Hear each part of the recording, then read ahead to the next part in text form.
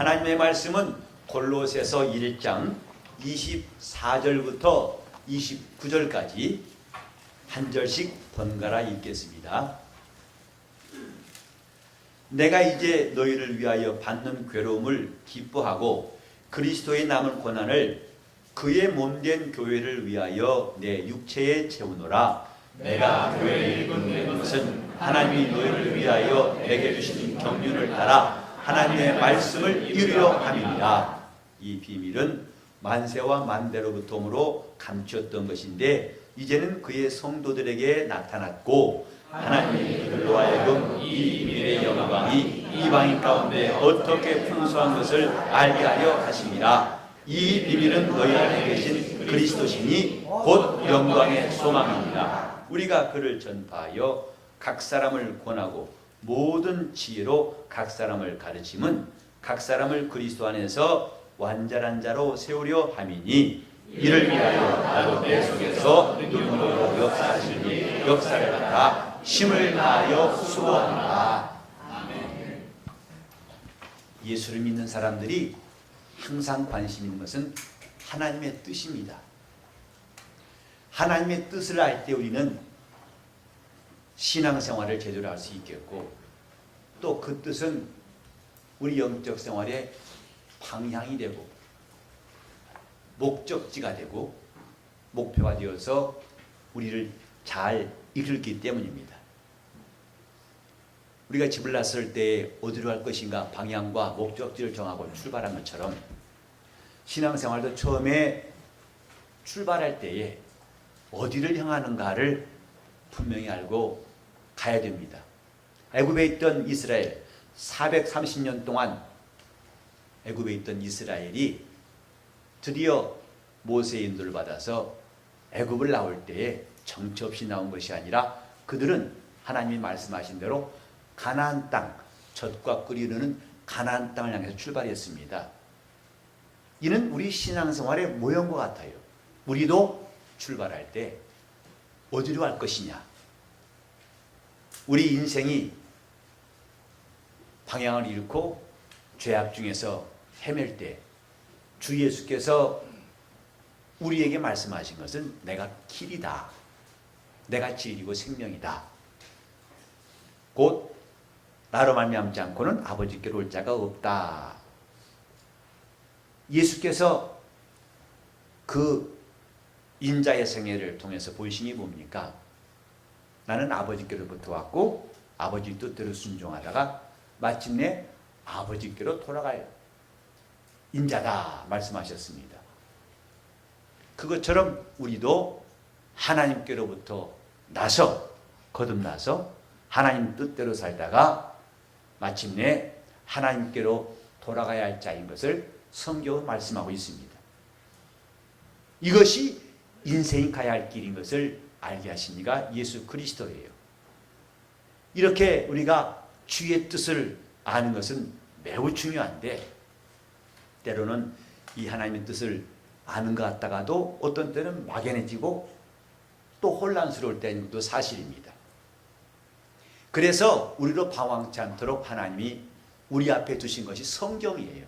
성경은 하나님의 뜻을 밝히 알 수 있도록 하나님께서 우리 앞에 두신 하나님의 말씀책입니다. 그래서 먼저 첫 언약하는 이스라엘에게 하나님이 그 뜻을 밝히신 것이 성전이에요. 모세에게 하나님이 명하신 대로 성전을 지으라. 그리고 성전에서 이렇게 하나님을 섬기라. 이 두 가지 내용을 담고 있는 것이 율법입니다. 율법은 땅에 있는 성소와 거기서 하나님을 섬기는 예법, 이것이 주된 내용이 바로 율법입니다. 그래서 이스라엘은 성전을 중심으로 신앙생활했고 성전을 짓는 것이 가장 중요한 일이었습니다. 이미 말씀드린 대로 성경은 광야의 성막을 제외한 다음에 다윗이 가나안 땅에 정착한 다음에 3번 동안 지어졌죠. 첫째는 솔로몬이 지은 성전이 있고 두 번째로는 바벨론 포로 후에 돌아와 가지고 스룹바벨을 중심으로 해서 다시 두 번째 일으킨 성전, 이게 또 회파되니까 세 번째는 이방인이었던 헤롯 왕이 중심이 된 성전, 이게 주님 오실 때까지 있던 성전입니다. 그들은 어떻게 하든 성전을 세우고 지키고 이 성전에서 하나님께 예배하는 것이 가장 중요한 일이었습니다. 그런데 예수 오셔서 이 성전을 헐라하셨어요. 이것이 보통 어려운 일이 아니죠. 아브라함에게 75년 동안 살아왔던 갈대아 우르 땅을 떠나라 하신 말씀도 보통 큰 위기가 아니고 섭리가 아닐 수 없는데, 마리아에게 네가 아들을 낳을 것이다, 그 마리아에게 온 섭리가 얼마나 그에게는 감당하기 어려운 일이었을까요? 하나님 말씀은 종종 이렇게 우리에게 섭리로 올 때에 내 환경에서는 이해가 안 되고 감당할 수 없다고 하는 것이 대부분입니다.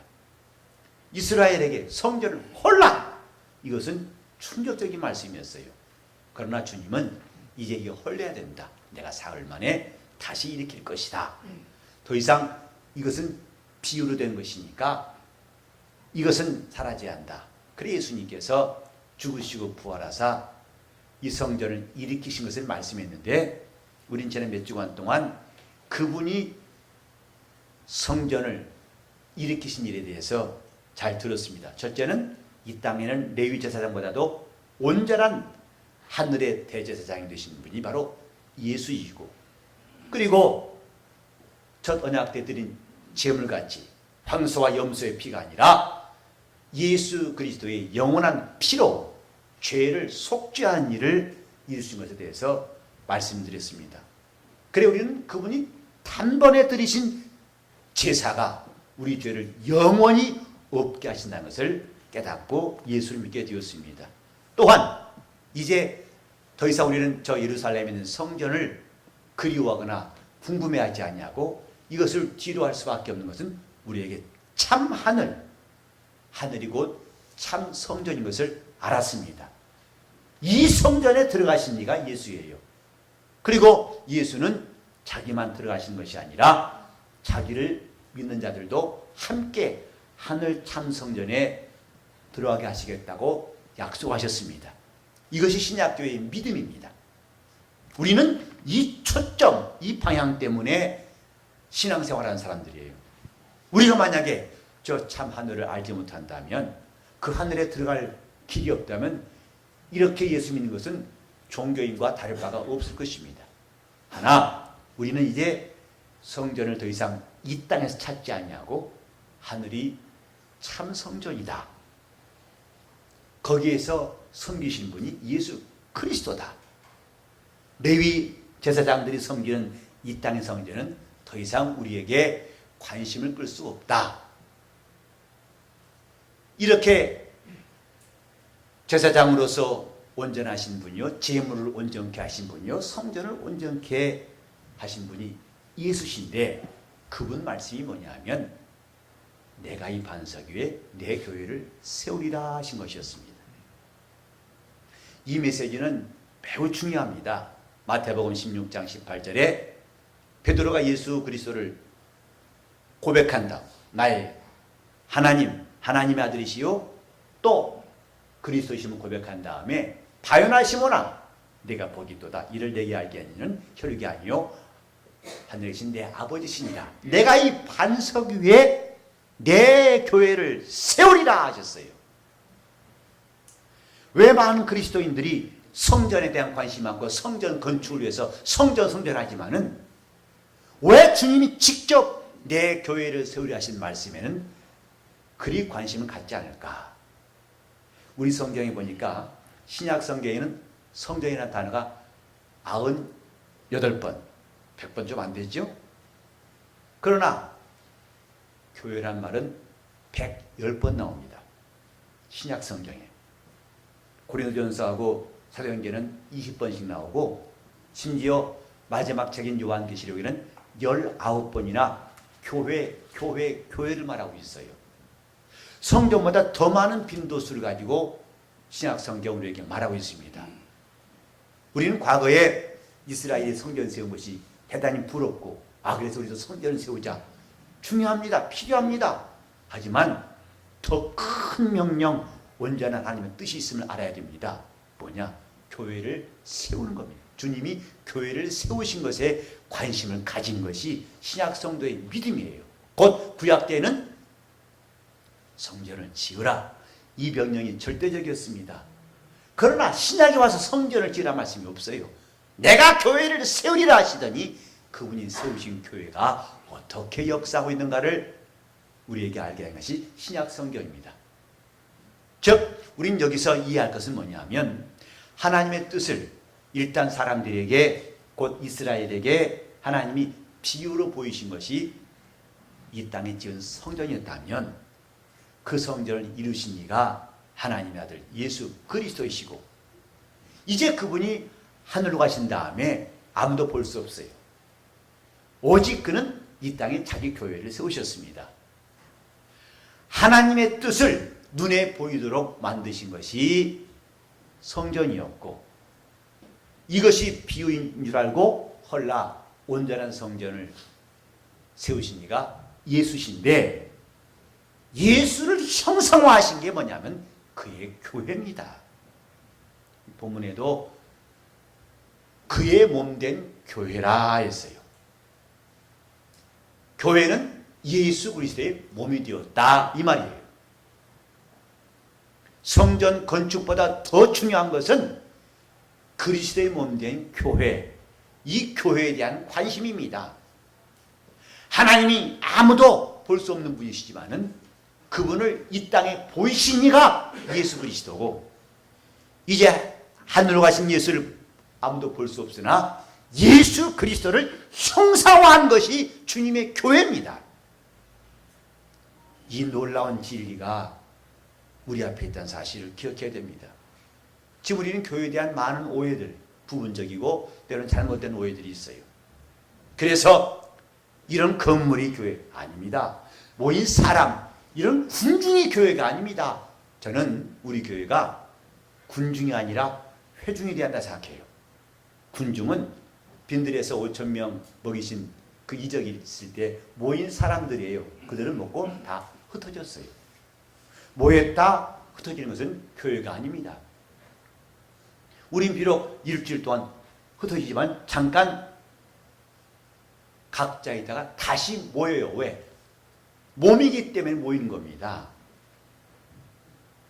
저 고속터미널 대합실처럼 공항의 로비처럼 이 사람 왔다 갔다 하는 그것이 교회가 아니라 각각 주님의 지체가 되어서 주님과 뗄래야 뗄 수 없는 관계를 가지고 있는 회중이 교회라고 생각합니다. 예수께서 세우신 교회는 군중이 아니에요. 건물이 아니에요. 그리스도의 지체들로 이루어진 주님의 몸이 교회다. 자, 교회는 그러면 주님의 몸이다 합시다. 교회는 주님의 몸이다. 왜 몸이라고 했을까요? 몸은 나를 드러내는, 나를 가시화할 수 있는 내 형체 아니겠습니까? 우리가 보통 그러죠. 이제 이 땅을 떠난 사람을 그리워하면서 님은 가셨어도 님은 우리 마음에 남아있습니다. 그건 시적인 표현이에요. 근다고 그가 내 안에 있지는 않습니다. 추모하는 말일 뿐이에요. 여러분이 학교가 출석할 때 내가 오늘 비록 몸 못 갔지만 마음이 갔으니까 출석으로 인정해 주세요. 말 됩니까? 각각 자리에 앉아 있어야 출석한 것이지 몸이 와 있어야 내가 와 있는 것이지요. 물론 몸만 와 있으면 안 되겠지요. 이 예배 시간도 몸은 와 있으니까 내 마음대로 외출한다. 그것도 안 되는 겁니다. 몸이 와 있어야 내가 와 있는 것입니다. 거기다가 마음도 함께 있어야겠죠. 내가 왔다. 그것은 그 몸이 와 있는 것입니다. 저도 여러분들이 우리 교회 오늘 예배에 나왔는지 안 나왔는지는 여러분이 와 앉아 보고 하는 것이지 마음만 와 있다고 해서 오늘 교회 오셨구나 이렇게 보지는 않는다 이 말이죠. 몸이 나를 나타내고 나를 형상화한 것처럼 말이죠. 물론 나는 영혼이에요. 눈에 안 보이는 영원한 존재입니다. 그러나 이 영혼이 움직이고 이 영혼이 하는 일을 볼 수 있는 몸을 통해서입니다. 이와 같이 교회는 그리스도를 형상화한, 그리스도가 어떤 분이신 것을, 어떻게 일하시는 것을, 누구인 것을 모두가 다 볼 수 있게 하신 그의 몸이에요. 또 몸은 나와 뗄래야 뗄 수가 없어요. 그 예수께서도 그는 교회의 머리시고 우린 그의 몸이라 했죠. 머리만 있으면 사람이 아닙니다. 몸이 있어야 됩니다. 몸과 머리는 분리할 수 없어요. 그리스도와 교회는 분리할 수 없어요. 하나입니다. 이처럼 교회는 그의 몸이라 할 때는 바로 그분과 뗄래야 뗄 수 없는 아주 긴밀한 하나랑을 말할 때 우리는 그리스도의 몸이라고 한 것입니다.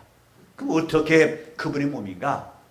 교회는 이렇게 큰 무리를 이루고 건물을 짓고 그 안에서 사람이 모였다고 교회가 아니라 주님을 나타내는 것. 그래서 사람들이 모일 때마다 여러 사람들이 모여서 각기 소리를 내는 것이 주님의 교회가 아니라, 비록 출신은 다 달라요. 우리는 서로가 가진 생각도 다르고 사는 곳도 다르고 또 우리가 가진 형편이 다 같지 않습니다만은, 이 많은 사람들이 각기 다른 사람이 모여가지고 신기하게도 기도할 때 기도하시는 주님의 모습을 보이는 것이 주님의 몸이에요.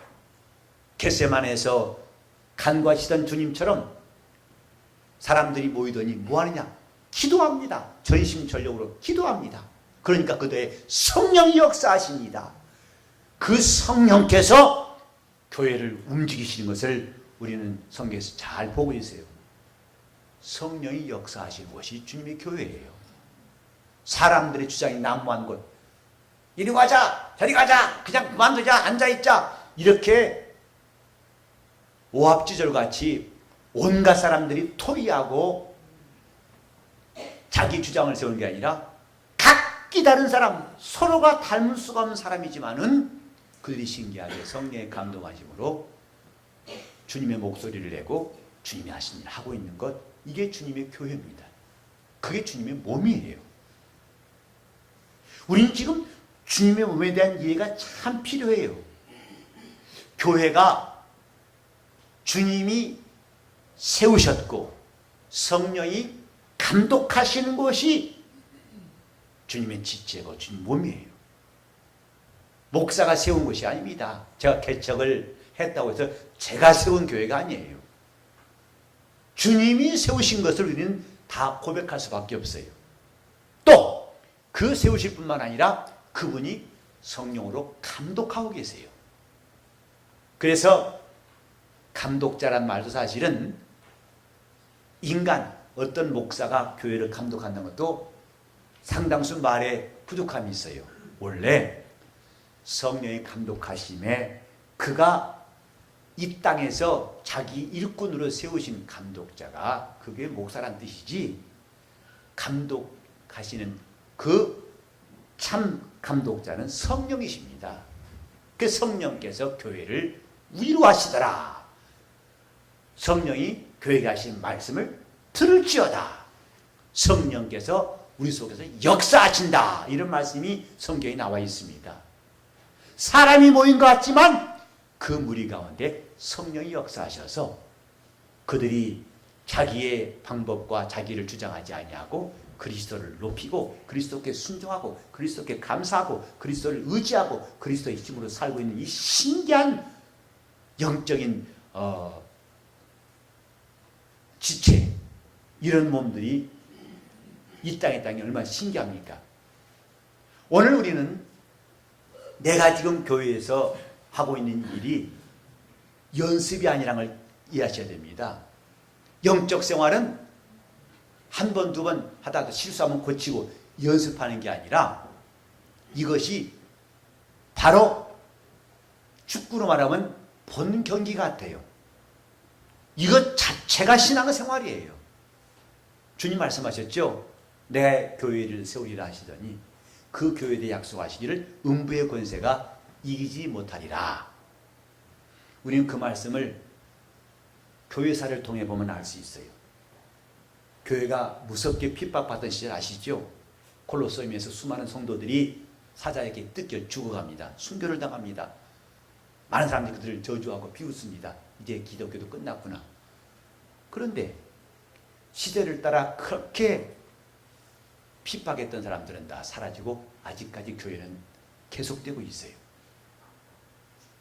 저 나라마다 그 시대마다 얼마나 많은 핍박자들이 나가지고 삼주듯이 교회를 핍박했습니까마는 강해 보였던 그들은 사라지고 매우 약해 보였던 교회가 지금까지 계속 이어지고 있어요. 왜?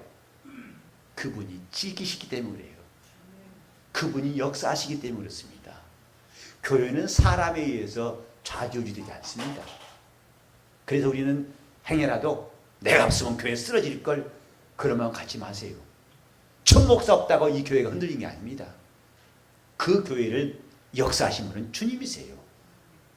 그래서 성경에 보면 그리스도께서 교회를 보양함 같이 보양한단 말이 나오는데 그 말은 두 가지 의미에서 하나는 보호하고 또 하나는 양육한다는 뜻이 있어요. 사람이 자기 몸을 보양하지요. 자기 몸을 잘 지키죠. 몸을 건강하게 하려고 애쓰지요. 보양한다고 그래요. 이처럼 그리스도께서도 자기 몸인 교회를 보양하시나니 교회를 그가 보호하시고 지키시고 교회를 양육하시나니 우리 눈에 안 보이지만은 이 교회를 지키시고 교회를 보호하신 분이 계시면 믿어야 됩니다. 우리 가운데 역사하신 그분을 인정해야 됩니다. 그분이 인도하심을 받으러야 됩니다. 그분이 함께 하심을 우리가 체험하려야 됩니다. 이 영적 생활이에요. 사람만 보이는 게 아니라 그들 가운데 역사하신 분이 계심을 과연 볼 수 있을까? 그 교회, 음부의 권세가 이길 수 없는 교회에 주님이 약속하시기를 내가 내게 천국 열쇠를 주리라 하셨어요. 그래서 땅에서 매면은 하늘에서 매일 것이고 땅에서 풀면은 하늘에서 풀릴 것이다. 무슨 말씀입니까? 교회와 하늘은 연결되어 있어요. 오늘 우리 영혼이 거듭난 다음부터 알 것은 나는 하늘의 사람이다. 비록 이 땅의 먼지를 밟고 있지만 하늘의 사람이다. 즉 내 영혼은 하늘에 속한 사람이다. 이 말이에요. 이는 교회와 하늘이 연결되어 있기 때문에 그래요. 교회는 다른 말로 하면 이 땅에 있는 하나님 나라입니다. 하나님께서 이 땅에 주신 나라 바로 교회예요. 주님이 내 교회를 세우리라 하신 말씀은 어마어마한 성경 전체의 주제와 같고 하나님의 뜻을 한마디로 말하면 내 교회를 세우리라 하신 주의 말씀 속에서 찾을 수 있어요. 내 교회를 세우리라. 그래서 이 땅에 있는 교회가 하는 일을 우리 주님은 다 인정하시는 거예요. 교회가 매면 하늘에서도 매일 것이고 땅에서 풀면은 다 풀릴 것이다. 그래서 우리는 이 땅에서 일하는 그것이 그대로 하나님 나라에서 인정받는 사실을 기억하시죠. 주님 말씀하셨죠. 내가 무엇을 심든지 심는 대로 거둘 것이다. 요한계시록 22장 11절 12절에도 이제 불의한 자는 더 불의하게 하고 의로운 사람 의롭게 하고 더러운 사람 더 더럽게 하고 깨끗한 사람은 깨끗게 하라. 볼지어다 내가 속히 올 터인데 각 사람에게 줄 상이 있어서 그의 행한 대로 갚아주리라. 교회는 이 땅에 있는 하나님 나라 일터입니다. 여기서 행한 대로 주님은 깎지 아니하고 그것을 깎아내지 않고 그대로 행한 대로 갚으시라는 말씀이었어요. 세상에서 하나님 나라를 도모할 수 있는 것이 교회입니다. 우린 여기서 주를 사랑하는 성도의 생애를 살 수 있어요. 주님 때문에 핍박도 받고 고난받을지라도 감사한 것은 그대로 주님은 내가 이 땅에서 한 일을 주님 앞에 있는 생명책에 다 기록하셨다가 이 다음에 그대로 주님은 갚으실 것이라고 성경은 말씀하고 있습니다. 교회 생활은 더 이상 연습이 아니고 하나하나가 다 하늘에서 인정하시는 놀라운 영적 생활입니다. 그래, 교회 생활하자. 곧 내 영혼을 위한 생활하자 이 말이죠. 교회는 이 땅에는 하나님 나라, 그리고 이 땅을 떠난 성도들이 잠깐 있는 한 나라가 바로 낙원입니다. 그리고 부활하여 다시는 죽음이 없는 영원한 몸으로 우리가 들어갈 하나님 나라가 바로 아버지 집이에요. 그 교회와 낙원과 아버지 집은 하나로 연결되어 있어서 이 세 개가 다 하나님 나라의 일원이에요. 다 같이 합시다. 교회와 낙원과 아버지 집. 교회와 낙원과 아버지 집. 이 하나님 나라예요. 이는 하늘 성소에 들어가신 예수께서 이 땅에 자기 몸된 교회를 세우시고 거기 있는 자들을 송두리째 하나도 잃어버리지 않고 주 예수의 날에 주님 나라에 다 가게 하실 것입니다. 이게 오늘날 교회가 가진 소망이에요. 부활의 소망도 영생의 소망도 바로 교회에서부터 시작되는 것이고, 그래서 신앙생활은 교회에서 하는 겁니다. 영적 생활은 교회에서만 가능합니다. 아무리 좋은 믿음이 있다 할지라도 교회를 떠나서는 자기 영혼을 위해서 심을 것도 없고 행할 것도 없어요.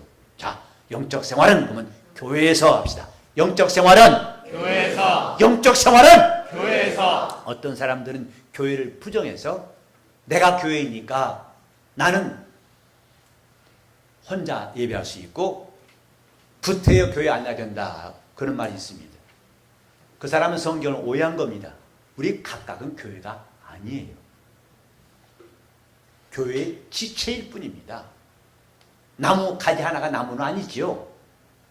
그래서 주님은 교회라고 하는 주님 몸을 세우시고 각각 지체를 허락하신 것이죠. 교회에 여러 지체를 두신 것이지 내가 교회는 아닙니다.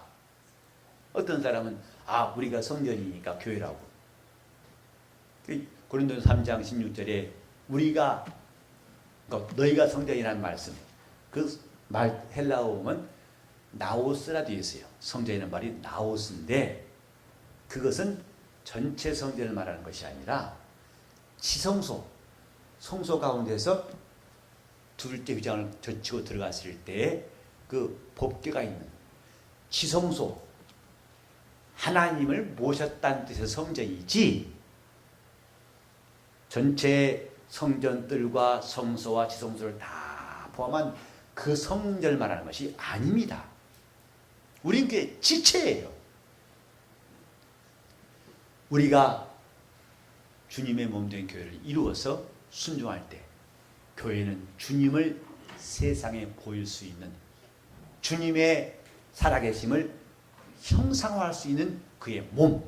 그래서 이 교회에서 그분의 말씀을 듣고 이 교회에서 우리가 주님처럼 기도하고 이 교회에서 그의 능력을 경험하여서 그의 신유도 이적도 생명도 다 충분히 경험할 수 있어요. 이게 주님의 교회입니다. 그의 몸된 교회입니다. 우리 교회가 이런 몇몇 사람이 모인 이 공간 안에 있는 것, 인원수를 세울 수 있고 장소로 한정하는 것이 아니라 주님의 특성이 충만한 교회, 주님이 특성이 충만한 것이 바로 예수의 몸이고 그게 교회다 이 말이죠. 어떤 특성이 있느냐? 바로 저 구약대 사람들이 상상할 수 없던 영원한 대제사장이 이제 우리를 위해 중보하고 계세요. 예수님은 이제 지금도 하나님 우편에서 우리를 위해 간구하시는 주님이시라고 그랬어요. 우리의 보혜사라 했어요. 영원한 보혜사가 계신 그것이고 주님의 몸이고, 그 다음에 우리를 단번에 죄를 사하신 예수의 피가 항상 그 피의 능력이 역사하시는 것이 주님의 교회고, 그래서 주께 나와서 우리가 회개하고 은혜 받고 그 은혜를 간증하는 것이 바로 주님의 몸된 교회입니다. 그리고 그분이 병 고치시는 역사가 많은 귀신에게 들린 사람들이 와서 자유롭고 고침받는 것 너무나 당연히 일어나야 하는 것이 바로 주님의 교회예요. 이제 우리 교회에서도 여러 사람들이 병이 났고 하나님의 역사를 경험한 것 감사한 일, 그건 주님 몸의 당연한 특성이에요. 자, 교회는 그러면 주님의 특성이 가득한 곳이다. 해보세요. 교회는 주님의 특성이 가득한 곳이다. 주님의 특성, 하나님을 섬기시는 그 주님의 특성, 아버지 앞에 순종하시는 그분의 특성, 자기를 낮추시는 겸손하신 주님의 모습, 그 주님의 특성, 귀신을 용납하지 않고 저주하여서 그 사람의 몸에서 다 몰아내신 예수의 특성, 병을 낫게 하시고 그 영혼을 살리시고 구원하시는 주님의 특성, 서로가 자기를 낮추고 양보하며 주님을 함께 섬기는 특성, 이런 것들이 가득한 것이 주님의 몸, 곧 교회입니다. 우리는 그런 지체가 되어가는 것을 하나하나 이제 또 말씀을 들으면 배워나갈 텐데, 우리는 각각 다 주님 몸에 꼭 필요한 지체가 되시기를 예수 이름으로 축원합니다. 직분은 그 몸의 각 기능들을 말하는 거예요. 몸에 여러 기능들이 있죠. 손과 발과 귀와 눈과 입과 코와 우리 오장육부 기능이 있어요. 그것처럼 주님의 몸 된 교회는 주님의 특성이 각각 역할로 드러나도록 주신 것이 바로 직분입니다. 그 직분은 상하가 없고 귀천이 없고 또 비교할 필요가 없어요. 각각 다 중요한 지체로 주님이 세우신 것 뿐입니다. 우리 모두가 주님 앞에서 건강한 지체가 됩시다. 나는 우리 교회에 신령한 용광로가 되어야 한다는 기도를 새벽에 나와 기도할 때마다 해요. 우리 교회가 신령한 용광로. 그래서 자기 이론과 생각, 자기의 논리로 가득했던 사람들이 와서 이 용광로에 녹아져 가지고 쓴뿌리가 뽑히고 건강한 주님의 지체가 되어서 주님께 가입하여 우리 모두가 점점 더 성도가 드러날수록 더 풍성한 주님의 지체의 역할이 드러났으면 참 좋겠다 생각해가지고 우리 주님의 몸된 교회는 신령한 용광로가 되자. 신령한 용광로, 날마다 내 영혼이 변화받은 이 기쁨이 여러분 속에도 충만하시기를 예수 이름으로 축원합니다. 신령한 용광로, 주님의 몸만이 가진 특성이 바로 그런 것입니다. 우리 모두가 주님 앞에서 거룩한 주님의 몸의 지체로 쓰임받기를 예수 이름으로 축원합니다. 내가 그리스도의 사람이 되게 하시고 그에 속한 사람이 되게 하시고 그의 지체 될 수 있도록 다시 합시다. 동성으로 기도하시겠습니다. 하나님 아버지, 우리 인생이 어디서 와서 어디로 갈지 알지 못하고 방황했던 시간들을 다 마감하고 주 예수께 와서 우리는 주님께로부터 은혜 받고 거듭나서 주님 뜻대로 살다가 마침내 주님 가신 그 영원한 나라에 들어갈 성도가 되게 하여 주시옵소서. 이것이 우리의 영혼의 큰 소망이 되게 해 주시고 이것을 이루기 위해서 우리가 이 땅에 세우신 주님의 교회에서 영적 생활하게 도와 주시옵소서. 주님, 우리 교회는 하늘로 가신 예수 그리스도를 그가 하신 일을 형상화하는 교회가 되게 하여 주시옵시고 주가 하신 일을 그대로 따라서 하는 교회, 기도하신 예수, 병 고치시는 예수, 영혼을 구원하시고 사랑하신 예수, 또 하나님 뜻대로 섬기신 예수의 모습이 확실히 드러나고 예수의 특성이 충만한 교회가 되게 하여 주시옵시고 그 몸의 지체들이 다 되게 하여 주시옵소서. 예수 이름 받들어 기도를 드리옵나이다.